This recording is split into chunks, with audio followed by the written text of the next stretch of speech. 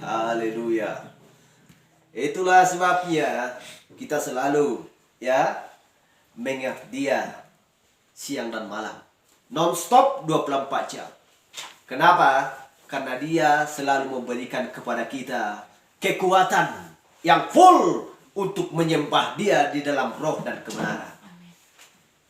Haleluya. Dia memberikan nafkah bagi rohani, bagi jiwa kita, untuk kita nikmati. Dan sehingga kita tahu dari makanan tersebut bahwa kita sudah mengandung firman di zaman ini. Sebagaimana Yohanes sedang memakan kitab tersebut. Haleluya. Mempelai wanita di akhir zaman memakan kitab tersebut. Kita mengandung firman. Sakit bersalin. Haleluya. Itulah yang membuat kita selalu berwas-was dan berjaga-jaga siang dan malam. Haleluya. Supaya kita berada di dalam posisi yang benar menuju kepada kesempurnaan. Supaya kita menjadi sosok seorang manusia yang sempurna. Haleluya. Kenapa? Sebagaimana seorang wanita yang sedang mengandung seorang bayi. Dia sedang mengandung. Jadi dia selalu berwas-was, berjalan, selalu menjaga dirinya dengan baik dan memakan makanan yang tidak bertentangan dengan dirinya sendiri dan dengan kandungannya, dan apa yang dia inginkan selalu dia beri. Haleluya. Bukan dia yang meminta, tetapi yang ada di dalam kandungannya. Apa yang diinginkan selalu diberi kepadanya. Kita mengandung firman, dan apa yang diinginkan oleh firman tersebut kita akan memberinya. Dengan apa? Dengan pekerjaan kita yang tidak sia-sia, melainkan yang diinginkan oleh Tuhan Yesus Kristus. Haleluya. Itulah sebabnya Tuhan selalu memberi kepada kita kegirangan yang besar. Kenapa? Karena kita tahu bahwa kita akan memperoleh, mewarisi Yerusalem yang baru. Haleluya. Dari terestial kepada celestial, dari bumi ini kepada Yerusalem yang baru, yang sudah disiapkan oleh Yesus bagi umat yang percaya, bagi mempelai wanita di akhir zaman. Haleluya. Glory. Jadi kita harus selalu kuat, karena kita tahu bahwa firman sudah ada di dalam jiwa kita. Dan selalu Roh Kudus menopang kita dan membawa kita kepada rumput yang hijau. Haleluya. Rumput yang hijau. Maka Kristus selalu menuntun domba-dombanya kepada rumput yang hijau, yang adalah firman Tuhan. Haleluya. Glory. Dan kita melihat peristiwa yang sedang berlangsung di zaman ini. Kita melihat di berbagai tempat apa yang sedang terjadi, apa yang sedang dialami oleh orang-orang tersebut. Dan ada masalah di tempat yang lain, seperti yang terjadi di lapangan sepak bola. Kita melihat peristiwa tersebut. Mereka tidak tahu. Kalau mereka tahu bahwa itulah detik terakhir daripada hidupnya, menghembuskan napasnya yang terakhir, maka dia tidak akan perlu pergi ke sana. Gak ada satu orang pun yang menginginkan dan memberikan nyawanya dan memberikan hidupnya di suatu tempat kalau dia memang sudah tahu bahwa dia akan mengakhiri hidupnya di sana. Haleluya. Dengan keadaan yang buruk seperti itu.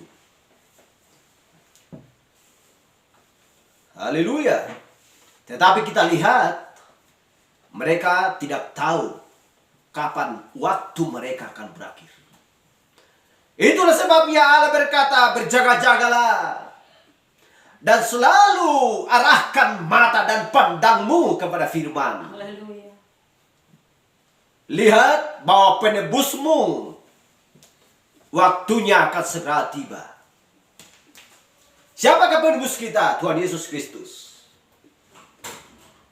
Haleluya. Dan di berbagai mana tempat, ya, ada gempa bumi. Mereka berjaga-jaga non-stop 24 jam. Beruas-uas. Tetapi ketika Tuhan bertanya kepada mereka, apakah pernah mereka berjaga-jaga, ya, di hari kedatangan Kristus kedua kalinya nanti? Haleluya. Jangan hanya berjaga-jaga ketika sesuatu masalah datang, penyakit datang, gempa datang, tsunami datang. Peristiwa-peristiwa yang lain juga datang. Jangan hanya beruas-uas kepada situ. Tetapi ketika umat Tuhan yang percaya sejati kepada Kristus berjaga-jaga, ya, setiap hari dan setiap malam, maka semuanya akan beres. Haleluya. Sekalipun Kristus ini hari datang, mempelai wanita akan diubahkan dengan sekejap mata. Orang-orang percaya yang ada di dalam akan dibangkitkan. Haleluya. Orang-orang yang mati akan dibangkitkan. Tetapi kita lihat di zaman ini, apakah orang-orang selalu berjaga-jaga untuk menantikan kedatangan Yesus Kristus yang kedua? Sebab bahwa ini adalah akhir zaman. Zaman Laodikia yang dikatakan suam-suam kuku, yang tertulis di Wahyu 3, 16, 17. Bahwa ini adalah akhir zaman yang suam-suam kuku dan tidak panas dan tidak dingin. Tuhan katakan, alangkah baiknya jika engkau dingin atau panas. Kalau dingin tidak mengenal Allah. Apa yang dihasilkan oleh pikirannya itulah yang dikerjakan. Dan dia tidak pernah bersandar kepada Tuhan.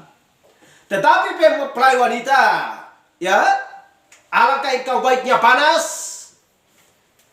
butuh kehangatan. Haleluya. Glory. Kita tahu ketika es ada di dalam kulkas, itulah yang dingin, yang sesungguhnya. Beku. Tidak berpikir yang lain. Tidak butuh kehangatan. Haleluya. Karena dia mati.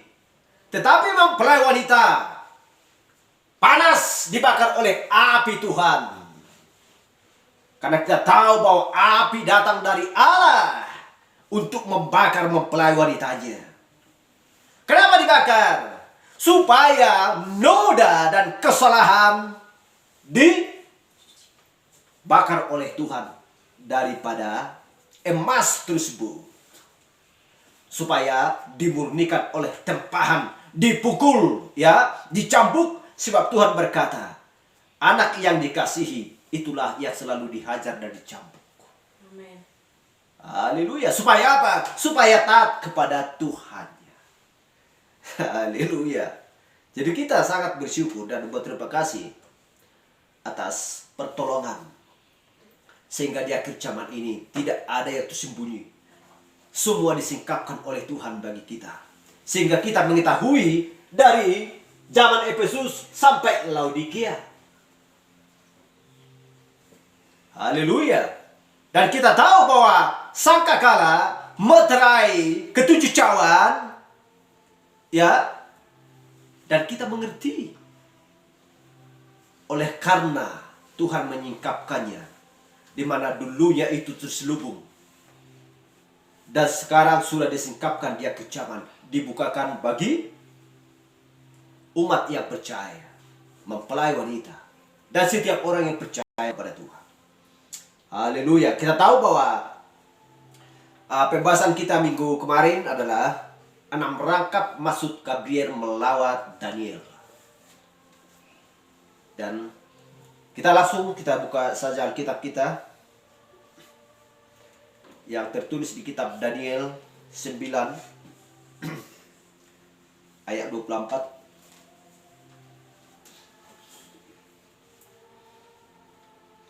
Kitab Daniel 9 ayat 24. Demikian firman Tuhan. 70 kali 7 masa telah ditetapkan atas bangsamu dan atas kotamu yang kudus, untuk melenyapkan kefasikan, untuk mengakhiri dosa, untuk menghapuskan kesalahan, untuk mendatangkan keadilan kekal, untuk menggenapkan penglihatan dan nabi, dan untuk mengurapi yang maha kudus. Haleluya. Yang pertama adalah untuk melenyapkan kefasikan. Yang kedua untuk mengakhiri dosa. Yang ketiga untuk menghapuskan kesalahan. Yang keempat untuk mendatangkan keadilan yang kekal. Yang kelima untuk menggenapkan penglihatan dan nabi. Yang keenam untuk mengurapi yang maha kudus. Dan kita akan bahas pada waktu yang indah ini adalah nomor 4. Untuk mendatangkan keadilan yang kekal. Haleluya. Mari kita berdoa. Bapa kami yang terkasih dalam sorga, kami bersyukur Tuhan. Oleh karena kasih-Mu yang Kau limpahkan atas kami. Engkau memberkati dan mengurapi kami Tuhan. Dan mencelupkan Tuhan mata kami. Dan jelasnya kirjaman ini kami dapat melihat apa arti Tuhan ke-70 minggu Daniel. Dan apa arti Tuhan 6 rakaat masuk Gabriel melaut Daniel. Dan meterai-meterai ke-7 zaman gereja Tuhan. Dan peristiwa di Taman Eden Tuhan, kami mengerti dia kirjaman ini. Yang dulunya tidak ada seorang pun yang dapat mengerti. Karena Engkau berkata kepada Daniel, meteraikan Daniel sampai akhir zaman. Tetapi tiba waktunya Tuhan, yang Kau tentukan Tuhan, di akhir zaman, Engkau menyingkapkan bagi kami. Terima kasih Bapa, ada makanan jiwa kami. Makanan rohani kami Tuhan yang Kau hidangkan Tuhan bagi kami. Biarlah kami menikmati dan memakannya Tuhan. Sehingga kami merasakan Tuhan di dalam kehidupan yang sempurna. Karena kami tahu bahwa firman-Mu adalah yang sempurna Tuhan. Masuk di dalam palungan jiwa kami. Bapa yang baik, urapi setiap kepala Tuhan. Urapi setiap telinga menjadi telinga seorang mulut yang baik. Yang taat akan Engkau Tuhan. Terima kasih Bapa. Terima kasih Tuhan. Saudara-saudari kami yang seiman dengan kami. Yang juga bersama-sama Tuhan menikmati daging segar yang Kusajikan bagi kami. Biarlah kami saling mendoakan satu dengan yang lain dan menguatkan satu dengan yang lain Tuhan. Dan mendoakan satu dengan yang lain. Bila ada yang lemah, biarlah Tuhan menguatkan. Bila ada yang sakit, biarlah tangan-Mu yang perkasa Tuhan memberkati dan menumpangkan tangan-Mu Tuhan ke atasnya. Sehingga penyakitnya oleh bilut-bilut Yesus sembuh. Terima kasih Bapa, keluarga-keluarga kami. Orang tua kami, adik kami semuanya Tuhan. Kami serahkan ke dalam tangan Tuhan Yesus Kristus. Supaya mereka dapat melihat Tuhan. Oleh tangan-Mu mencelupkan mata mereka. Sehingga mereka tahu Tuhan. Bahwa inilah firman-Mu. Yang akan menghidupkan setiap jiwa. Karena iman timbul akan pendengaran firman Tuhan. Biar mereka Tuhan mau mendengarkan sedikit demi sedikit akan firman-Mu. Baris demi baris Tuhan. Supaya mereka terluput daripada kematian dan kegelapan. Melainkan Tuhan beri hidup yang kekal. Supaya kami menyatu di dalam kerajaan yang kekal Tuhan. Terima kasih Bapa. Terima kasih Tuhan. Kami serahkan pembacaan kami Tuhan. Atas firman-Mu yang tertulis dalam kitab Tuhan. Biarlah semuanya sempurna di hadapan kami. Terima kasih Bapa. Kami berdoa di dalam nama Yesus Kristus. Haleluya. Amin. Silakan duduk.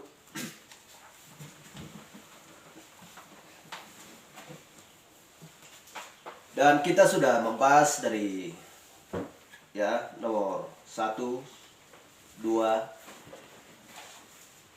3. Dan kita akan bahas nomor 4.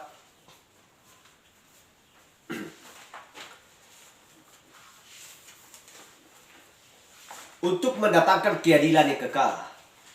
Itulah nomor 4. Itu adalah hal yang keempat, ya, di mana dia memberitahukan kepada kita pengertian yang jelas supaya benar-benar kita dapat mengerti dan memahami. Untuk apakah dia datang? Apakah tujuannya dia datang? Adalah untuk mendatangkan keadilan. Adalah untuk mendatangkan keadilan yang kekal setelah mengakhiri dosa, dan pendamaian, dan untuk mendatangkan keadilan yang kekal karena pelanggaran oleh Israel di Kalvari. Haleluya. Dan kita baca di Wahyu 12 ayat 9. Sekarang kita ada berada di posisi nomor 4. Rangkap, ya, karena ini adalah rangkap 6. Wahyu 12 ayat 9. Dan naga besar itu, si ular tua yang disebut iblis atau setan, yang menyesatkan seluruh dunia, dilemparkan ke bawah. Ia dilemparkan ke bumi bersama-sama dengan malaikat-malaikatnya. Wahyu 20 ayat 1 kita baca. Lalu aku melihat seorang malaikat turun dari surga, memegang anak kunci jurang maut dan suatu rantai besar di tangannya. Ayat 2. Ia menangkap naga, si ular tua itu, yaitu iblis dan setan, dan ia mengikatnya 1000 tahun lamanya. Haleluya. Siapakah si ular naga besar itu yang disebutkan iblis dan setan? Ya, bukan berarti ular naga yang dimaksudkan. Bukan berarti setan yang sesungguhnya. Setan yang sesungguhnya nggak dapat kita lihat karena setan adalah roh. Tetapi roh bertata di atas seorang manusia. Di dalam seorang manusia. Masuk ke dalam palungannya. Sehingga dia bertahta di sana. Dan mau memberikan, ya, suatu perintah kepada seorang manusia tersebut. Supaya dia dipakai. Dan supaya dia bisa diperalat. Dan supaya dia dipakai untuk memberitakan hal-hal yang tidak alkitabiah. Supaya orang-orang tersesat dan masuk kepada kematian. Lalu aku melihat seorang malaikat turun dari surga, memegang anak kunci jurang maut. Siapakah yang memegang kunci jurang maut ini? Dan suatu rantai besar di tangannya. Haleluya. Siapakah dia? Seorang memegang anak kunci jurang maut dan suatu rantai besar di tangannya. Dialah yang memegang kunci jurang maut dan rantai di tangannya untuk mengikat setan tersebut. Berapa lama? 1000 tahun. Ia menangkap naga itu, si ular tua itu, yaitu iblis dan setan. Dan ia mengikatnya 1000 tahun lamanya. Siapa yang mengikat setan tersebut adalah Yesus. Siapa yang memegang kunci tersebut adalah Yesus. Siapa yang merantai tangannya adalah Yesus. Siapa yang dirantai? Setan. Si ular tua. Haleluya. Kita mengingat ketika, ya, malaikat yang dijatuhkan, dicampakkan dari langit ke bumi. Kita mengingat itu. Dan juga malaikat-malaikatnya dicampakkan ke bumi. Dia menjadi seorang penyesat.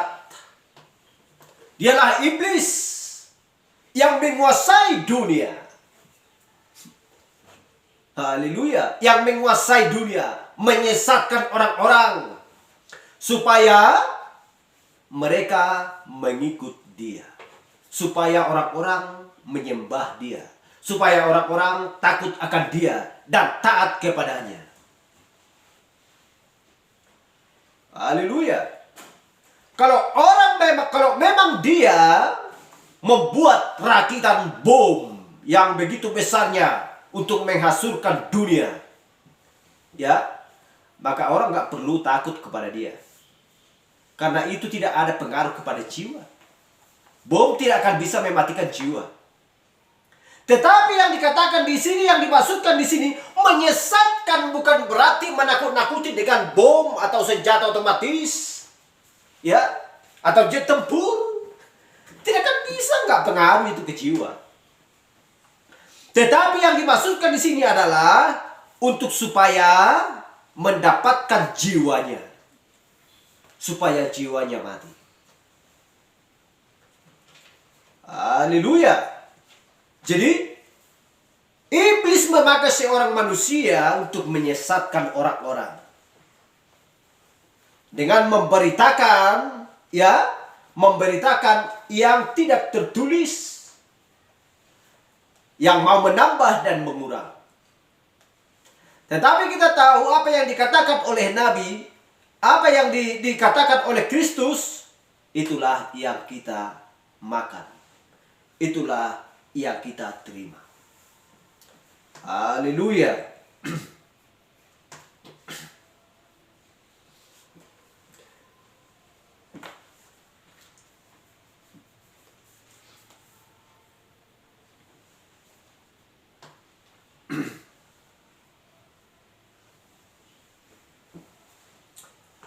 Lalu aku melihat seorang malaikat turun dari surga memegang anak kunci jurang maut dan suatu rantai besar di tangannya. Wahyu 20:3, lalu melemparkannya ke dalam jurang maut dan menutup jurang maut itu dan memeteraikannya di atasnya, supaya ia jangan lagi menyesatkan bangsa-bangsa sebelum berakhir masa 1000 tahun itu.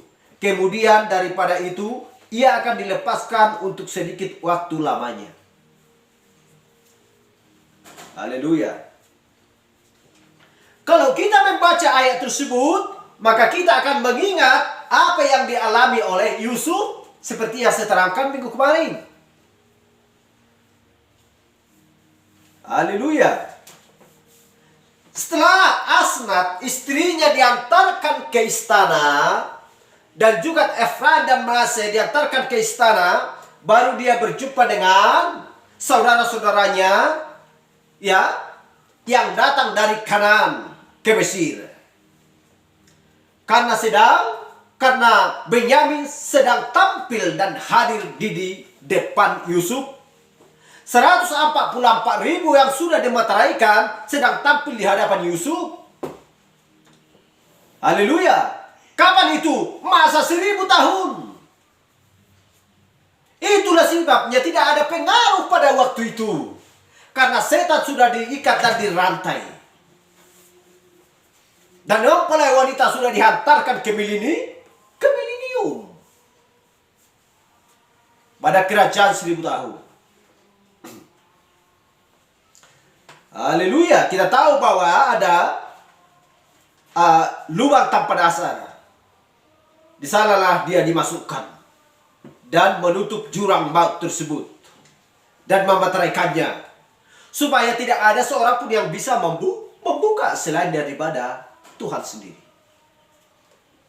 Apakah meterai? Kita tahu bahwa meterai Roh Kudus. Roh Kuduslah yang mengajar kita di akhir zaman. Siapakah yang menutup bahtera Nuh? Siapakah yang memeteraikan bahtera Nuh? Adalah Allah sendiri. Haleluya. Kita mengingat ketika berbicara tentang meterai, ya, tidak ada seorang pun yang membuka meterai tersebut selain daripada dia. Haleluya. Karena daripada dia berasal meterai. Haleluya.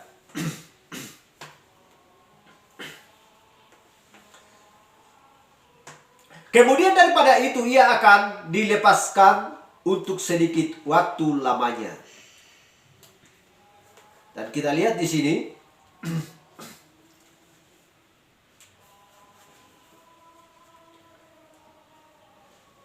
membuat suatu yang kekal, mendatangkan keadilan yang kekal, setan berada di lubang tanpa dasar. Dan ketika dia melakukan hal itu dan memeteraikan iblis yang telah menipu orang-orang. Haleluya. Kita lihat Daniel di Daniel 9 ayat 24 ini. Adalah nomor 4. Dan kita lihat di Habakuk 2 ayat 14. Sebab bumi akan penuh dengan pengetahuan tentang kemuliaan Tuhan, seperti air yang menutupi dasar laut. Haleluya. Glory.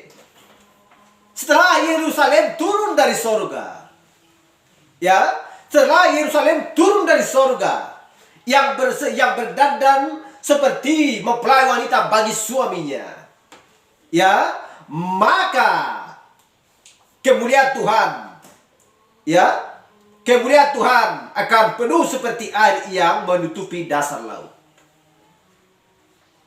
Haleluya. Tidak ada lagi hal-hal yang lain.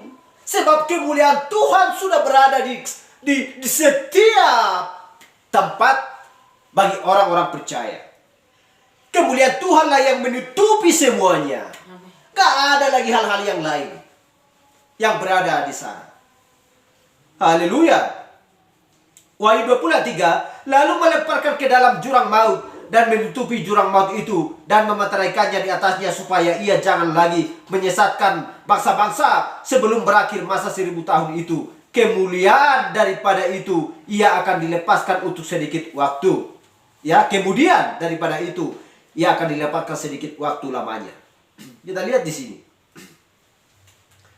Haleluya.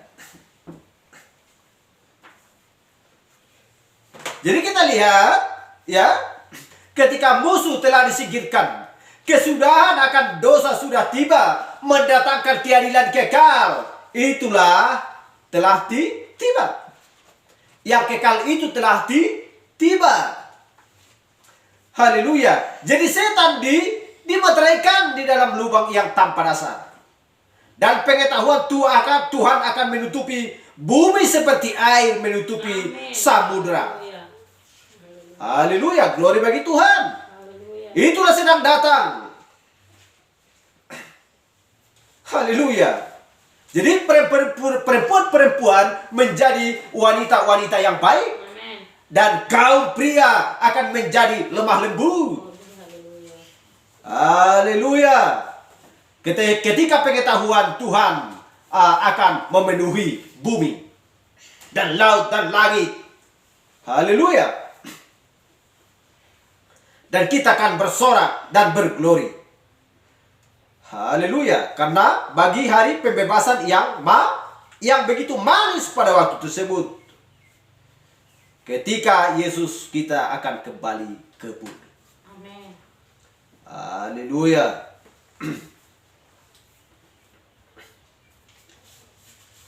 Dan kita lihat di Daniel 4 ayat 29 tadi, ya, bahwa dikatakan di nomor 4 tadi, ya, untuk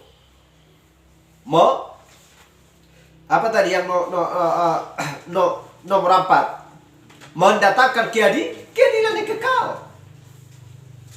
Itulah yang dimaksudkan semuanya itu, supaya kita mengerti dan meletakkan di mana posisi firman tersebut diletakkan pada waktu tertentu, pada waktu di zamannya dulu, pada waktu di zamannya yang sekarang, pada waktu zamannya yang akan datang.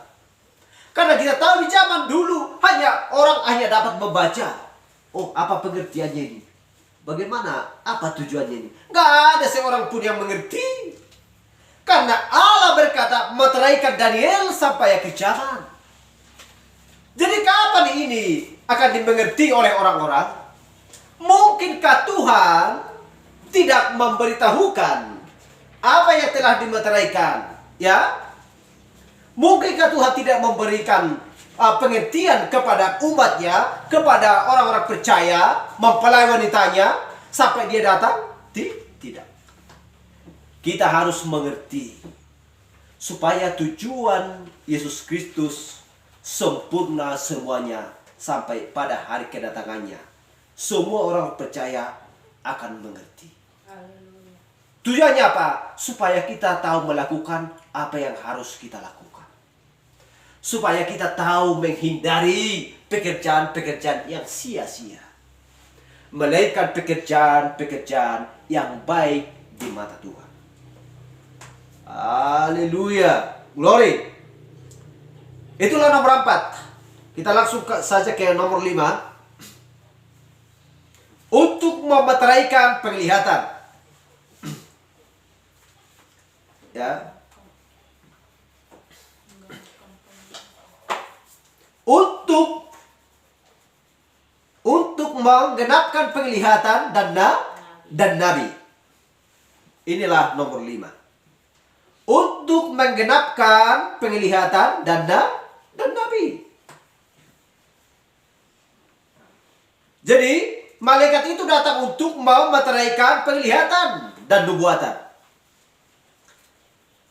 Di mana Daniel memeteraikan, di mana Allah mengatakan kepada Daniel, meteraikan Daniel sampai akhir zaman.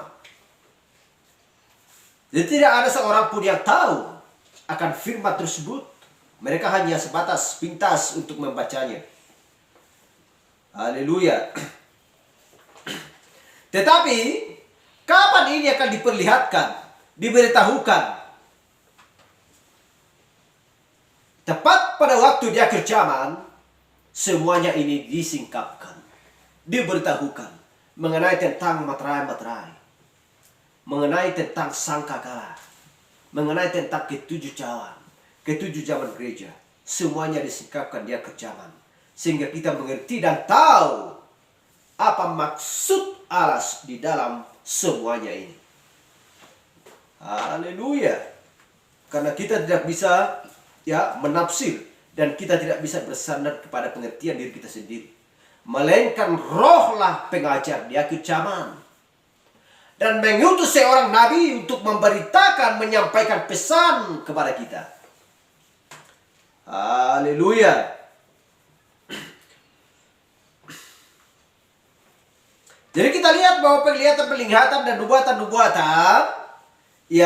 dulunya selalu hanya diberikan kepada gereja atau Yahudi. Apakah itu benar? Benar. Siapakah utusan di zaman dulu? Apakah ada dari bangsa kafir? Hanya bagi orang Yahudi.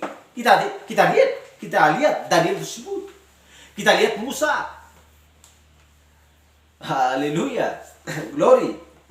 Kita lihat Yohanes Pembaptis. Haleluya. Jadi hanya diberikan kepada gereja Yahudi. Dan dikatakan sejak masanya Daniel, ketika Daniel datang. Itu artinya bahwa mereka tidak akan memiliki penglihatan lagi, atau tidak ada lagi nubuatan.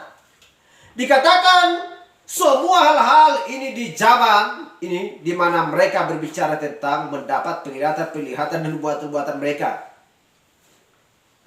Dan dikatakan bahwa semuanya itu berasal dari iblis. Kita lihat peristiwa di zaman Kristus.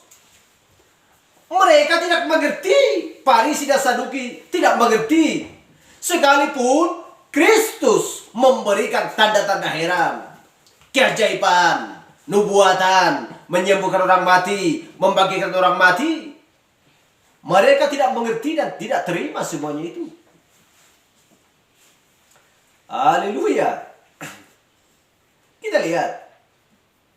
Bahkan di zaman Daniel, mereka tidak mengerti apa yang dikatakan oleh Nabi Daniel di sini. Tetapi di akhir zaman sudah tiba saatnya. Haleluya. Sudah tiba saatnya bahwa benih sudah tampil di akhir zaman. Benih yang sejati untuk mau diajar, untuk mau menerima pesan firman Tuhan. Haleluya.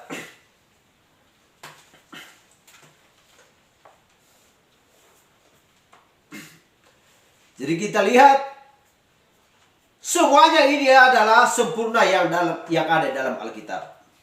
Seperti yang saya katakan bahwa Yusuf adalah pelambang bagi Yesus Kristus. Haleluya.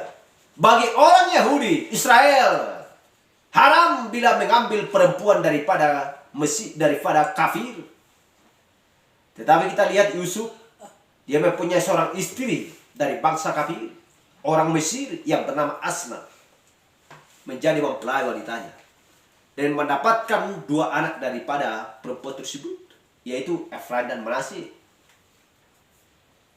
Dia melupakan saudara-saudaranya, dan saudaranya menjual dia, dan Kristus pun sama halnya. Haleluya. Dia melupakan saudaranya sedemikian waktu, dan saudaranya menyalibkan Kristus untuk supaya mendapatkan kita mempelai wanitanya dari bangsa kafir. Haleluya. Daniel 12 ayat 1. Pada waktu itu juga akan muncul Mikael, pemimpin besar itu, yang akan mendampingi anak-anak bangsamu. Dan akan ada suatu waktu kesesakan yang besar, seperti yang belum pernah terjadi sejak ada bangsa-bangsa sampai pada waktu itu. Tetapi pada waktu itu, bangsamu akan terluput, yakni barang siapa yang didapati namanya tertulis dalam kitab itu. Haleluya. Dari mana luput? Dari maut, dari kematian. Sebab nama mereka sudah berada di dalam kitab tersebut. Nama-nama mereka sudah tertulis sebelum dasar dunia ada dalam kitab kehidupan anak domba Allah. Sama halnya juga dengan mempelai wanita. Nama kita sudah ada dalam kitab kehidupan anak domba Allah sebelum dasar dunia ada. Itulah sebabnya bahwa Kristus sudah tersembelih sebelum dasar juga dunia ada. Haleluya. Kenapa Allah menyediakan pohon tentang pengetahuan yang jahat dan yang baik di Taman Eden? Alasannya adalah karena anak domba Allah sudah tersembelih sebelum dasar dunia ada. Supaya kita ditebus olehnya, supaya kita menjadi mempelai wanitanya, supaya kita menjadi pewaris Yerusalem yang baru. Haleluya. Dan ayat 2. Dan banyak dari antara orang-orang yang telah tidur di dalam debu tanah akan bangun. Sebagian untuk mendapat hidup yang kekal, sebagian untuk mengalami kehinaan dan kengerian yang kekal. Inilah yang ditulis di kitab Daniel 12 ayat 2. Dan kita lihat Yohanes 5 ayat 19 sampai 21. Seperti ada yang tertulis, ya, tetapi seperti ada tertulis. Apa yang kita lihat di sini dan dikatakan di sana, maaf, jangan seperti yang dikatakan di sana. Janganlah kamu heran bahwa semua orang di dalam kuburan akan mendengar suaranya, dan mereka yang telah berbuat baik akan keluar dan bangkit untuk hidup yang kekal. Tetapi mereka yang telah berbuat jahat akan bangkit untuk dihukum. Daniel 12 ayat 2 sudah menerangkan hal tersebut. Dan Yohanes 5 ayat 19 sampai 21 menerangkan juga hal tersebut. Haleluya. Dan kita lihat juga di Wahyu 6 ayat 1. Maka aku melihat anak domba itu membuka yang pertama dari ketujuh meterai itu.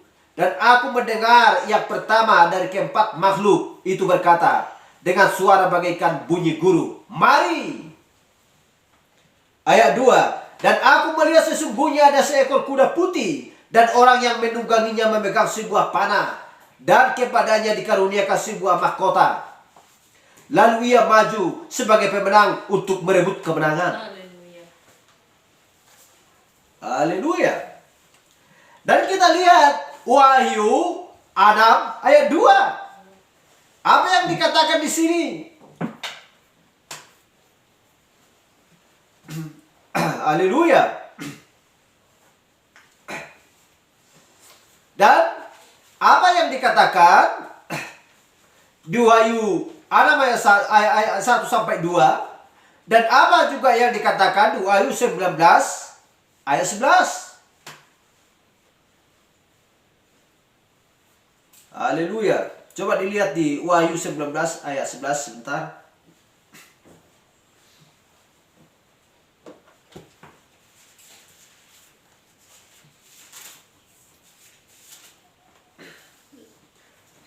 Wahyu 19 ayat 11.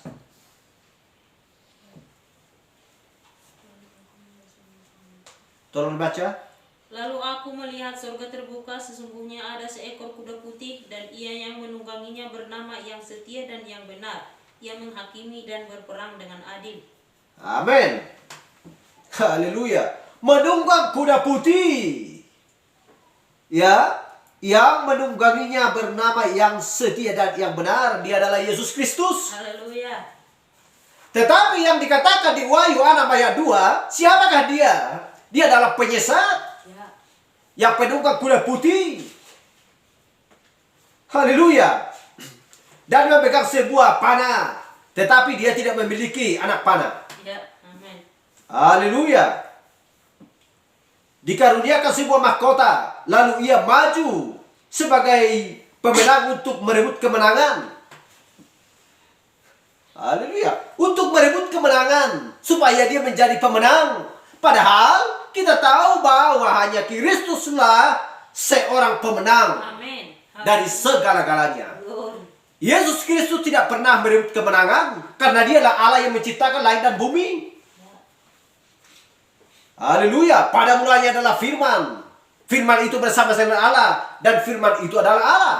Firman itu menjadi daging dan tinggal di antara kita, ayat 14. Kenapa demikian? Mungkinkah Yesus mau mencoba, oh saya rebut dulu kemenangan, siapa tahu lolos. Masa kayak gitu? Dia aja mencapakan setan daripada malaikat dari surga. Haleluya. Jadi tetapi ini penunggang kuda putih ini mencoba untuk merebut kemenangan. Untuk supaya menyesatkan orang-orang yang takut akan Tuhan. Haleluya. Perlukah disesatkan orang yang tidak takut akan Tuhan? Enggak perlu. Kalau memang orang-orang enggak kenal Tuhan, ngapain dia disesatkan? Tetapi setan berusaha untuk menyesatkan orang-orang yang takut akan Tuhan. Haleluya.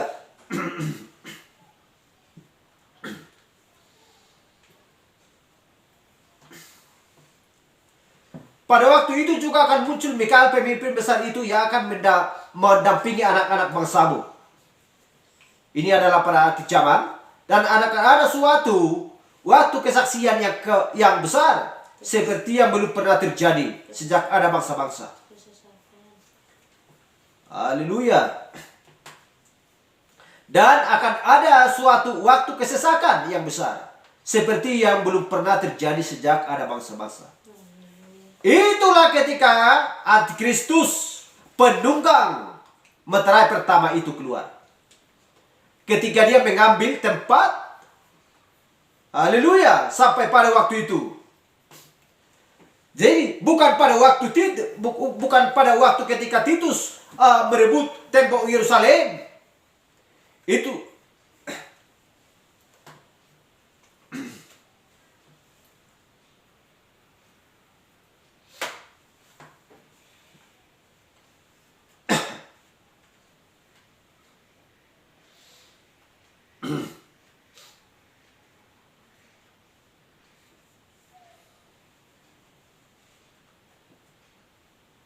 haleluya.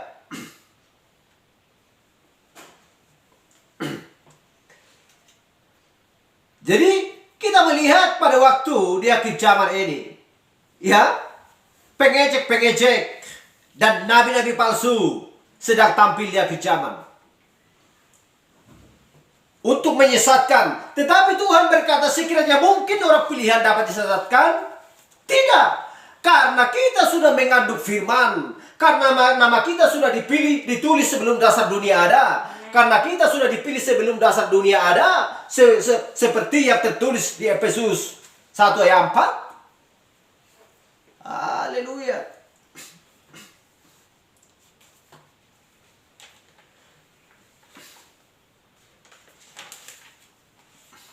Jadi, dan banyak dari antara mereka yang telah tidur di dalam debu tanah akan bangun. sebagian untuk mendapatkan hidup yang kekal, sebagian untuk mengalami kehinaan dan kengerian yang kekal. Haleluya. Jadi kita lihat ya, sebagaimana di dunia biasa terjadi ketika Titus merebut tembok Yerusalem. Haleluya. Karena kita tahu bahwa ini berbicara tentang akhir zaman. Daniel 12 ayat 3. Dan orang-orang bijaksana akan bercahaya seperti cahaya cakrawala. Dan yang telah menuntun banyak orang kepada kebenaran seperti bintang-bintang. Tetapi untuk selama-lamanya. Ayat 4. Tetapi kau, Daniel, sembunyikanlah segala firman itu dan meteraikanlah kitab itu sampai pada akhir zaman. Banyak orang akan menyelidikinya dan pengetahuan akan bertambah. Kita lihat di sini. Haleluya. Meteraikanlah Daniel. Berarti orang hanya cukup membaca saja dan tidak mengerti apa yang dimaksudkan oleh Daniel di sini. Yang disuruhkan oleh Tuhan untuk dimeteraikan. Haleluya. Karena belum tiba waktunya. Bahkan Kristus pun belum lahir. Dia belum menjadi daging dan berada di antara kita. Orang selalu menanti dan menunggu. Itulah sebabnya Allah berkata, milikilah kesabaran. Milikilah pengetahuan akan firman Tuhan. Seperti piramid tersebut, dari iman sampai kasih akan saudara-saudara. Milikilah iman yang teguh. Haleluya, supaya semuanya sempurna. Tetapi kita lihat di zaman ini. Karena di setiap zaman Allah mengutus nabi. Dan Allah juga mengutus mediator. Itulah sebabnya di Efesus Allah menetapkan dan menempatkan Rasul Paulus untuk membawa pesan di sana. Memberitakan Injil di sana. Haleluya. Itulah sebabnya di zaman Irenaeus, di zaman Smyrna, Irenaeus sebagai mediator yang diutus oleh Tuhan. Di zaman Pergamus juga Martin, di zaman Tiatira Kolumba, di zaman Sardis Martin Luther, Philadelphia John Wesley, di zaman Laodikia adalah Naga Branham, adalah utusan di akhir zaman. Haleluya. Dan tiang api berbicara kepadanya. Yesus Kristus turun untuk berbicara kepadanya, untuk menyingkapkan materai sangkakala ketujuh zaman gereja dan ketujuh cawan. Haleluya. Supaya kita mengerti di mana seharusnya posisi kita berada. Hai kawan kecil, jangan takut, sebab aku ada besertamu. Bersukacita dan bergembiralah, karena hidupmu hanya sementara waktu di bumi ini. Sekalipun betapa kuatnya serigala-serigala ganas untuk menyesatkanmu, aku tahu bahwa firman sedang berada di dalam palunganmu. Aku tahu bahwa engkau sanggup oleh penyertaanku melawan semuanya itu. Haleluya. Dan percayalah dan yakinlah, maka kamu akan mengerti dan penuh akan hikmat pengetahuan daripada surga. Untuk supaya kamu mengerti hari-harimu. Karena setiap orang yang percaya, yang penuh dengan hikmat daripada surgawi, akan menghitung hari-hari. Amin. Haleluya. Glory. Karena kalau memang hanya sepintas saja, hanya lewat saja, berarti nggak dapat melihat. Kalau kita tidak menghitung peristiwa yang sedang berlangsung di sana, melihat peristiwa yang kejadian di sana, ya, peperangan sedang berlangsung di mana-mana, keributan di mana-mana, ya, persoalan di mana-mana.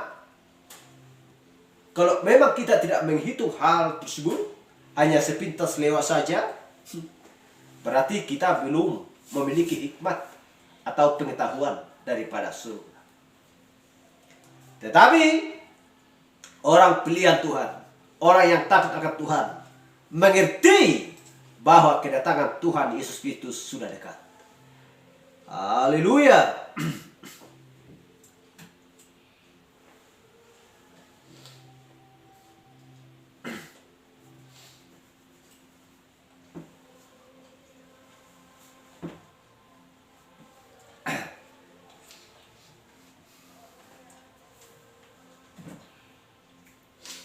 Tetapi dikatakan, meteraikanlah Daniel sampai akhir zaman. Jadi sampai pada akhir zaman sembunyikanlah perkataan-perkataan itu, dan meteraikanlah kitab itu sampai pada akhir zaman. Ya. Tetapi kita lihat di 2 Tesalonika 2 ayat 3, janganlah kamu memberi dirimu disesatkan orang-orang. Disesatkan orang dengan cara yang bagaimanapun juga. Sebab sebelum hari itu haruslah datang dahulu murtad, dan haruslah dinyatakan dahulu manusia durhaka yang harus binasa. Ayat 4, yaitu lawan yang meninggikan diri di atas segala yang disebut atau yang disembah sebagai Allah. Bahkan ia duduk di bait Allah dan mau menyatakan dirinya sebagai Allah. Kita lihat. Itulah tujuannya di Daniel 9 ayat 24 ini. Untuk apa? Untuk mendatangkan keadilan yang kekal, dan untuk menggenapkan penglihatan dan nabi. Itulah sebabnya dikatakan di nomor 5 tadi, untuk menggenapkan penglihatan dan nabi. Apa penglihatan? Inilah 2 Tesalonika 2 ayat 3 dan 4, yaitu lawan yang meninggikan diri di atas segala yang disebut atau yang disembah sebagai Allah. Bahkan ia duduk di bait Allah dan mau menyatakan diri sebagai Allah. Siapa yang dapat melihat ini? Haleluya. Siapa yang dapat? Hanya orang yang percaya yang dapat melihat ini. Karena dia mengatakan bahwa dia akan duduk di bait Allah dan mau menyatakan diri sebagai Allah. Sehingga orang-orang takluk akan dia. Taat kepada dia. Takut kepada dia. Haleluya. Apa yang dikatakan orang-orang mau. Tetapi firman Tuhan, takutlah akan aku. Gak pernah Tuhan mengatakan, takutlah akan manusia, taatlah akan manusia. Bukan seperti itu. Tetapi akan takut dan taat kepada Kristus. Haleluya. Karena dia sedang mengajarkan firman yang menyesatkan, menyelewengkan firman sesuka hatinya. Haleluya. Dengan mengatakan supaya mereka tertarik dengan kata-kata yang licik, supaya orang-orang tertarik. Padahal kita tahu bahwa firman ini adalah sempurna dan tidak bisa ditambah dan tidak bisa dikurang. Apa yang disampaikan oleh Allah kepada utusannya, itulah yang diterima oleh orang-orang percaya. Haleluya. Jadi inilah penglihatan Nabi. Dan dia tahu siapa yang penunggang kuda putih tersebut. Ketika dia melihat materai yang pertama dibuka, terdapat di sana seorang penunggang kuda putih yang mencoba untuk merebut kemenangan. Siapa yang tahu? Dan siapakah itu sebenarnya? Itulah penglihatan tersebut. Kapan itu dibukakan? Di akhir zaman. Kenapa dia harus di akhir zaman? Karena Allah mengatakan meteraikan Daniel sampai pada akhir zaman. Haleluya. Tetapi engkau Daniel, Daniel 12 ayat 4, udah baca tadi ayat 5. Kemudian aku Daniel melihat, maka tampaklah berdiri dua orang lain, seorang di tepi sungai sebelah sini dan yang lain di tepi sungai yang sebelah sana. Dan yang seorang bertanya kepada yang berpakaian kain lenan yang ada di sebelah atas air sungai itu, bilakah hal-hal yang ajaib ini akan berakhir? Ayat 7. Lalu kudengar orang yang berpakaian kain lenan yang ada di sebelah atas air sungai itu bersumpah demi Dia yang hidup kekal, sambil mengangkat tangan kanan dan tangan kirinya ke langit. 1 masa dan 2 masa dan setengah masa. Dan setelah berakhir kuasa perusak bangsa yang kudus ini, maka segala hal ini akan dikenapi. Haleluya. Ini adalah kecaman kita lihat di sini. 1 masa, 2 masa, setengah masa. Berarti 3,5 masa, 3,5 tahun. Haleluya.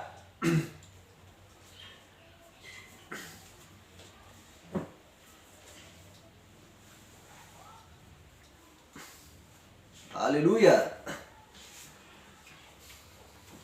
Jadi kita lihat ke-70 minggu Daniel, bagaimana itu muncul. Itulah ketika misteri akan dinyatakan. 1 masa, 2 masa dan setengah masa. Haleluya. Jadi kita lihat Antikris akan berakhir